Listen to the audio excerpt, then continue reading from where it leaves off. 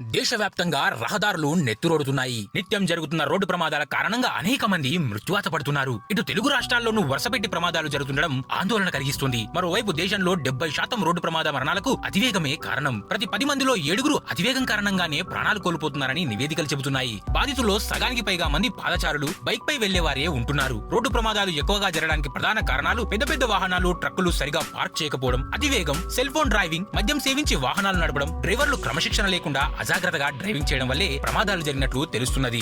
రోడ్డుపై వెళ్తున్నప్పుడు ట్రాఫిక్ నిబంధనలు పాటించకపోవడం వల్లే అనేక ప్రమాదాలు జరుగుతున్నాయి. సీట్ బెల్ట్లను ఉపయోగించకపోవడం, హెల్మెట్ ధరించకపోవడం కారణంగా ప్రమాదానికి గురవగానే చనిపోతున్నారు. ఇందులో 60% మంది బాధితులు 18 నుంచి 34 ఏళ్ల మధ్య వయసు వారే ఉంటున్నారు. రోడ్డు ప్రమాదాలు తగ్గించాలంటే ప్రజల్లో మార్పు రావాలి. ట్రాఫిక్ నిబంధనలు పాటించాలి. ప్రతి పౌరుడు సామాజిక బాధ్యతగా భావించి రోడ్డు ప్రమాదాల నివారణకై నడుం బిగించి ముందుకు సాగుదాం. రోడ్డు ప్రమాదాలు లేని రాష్ట్రంగా నిలుపుదాం. సదా మీ సేవలో రాచకొండ పోలీస్.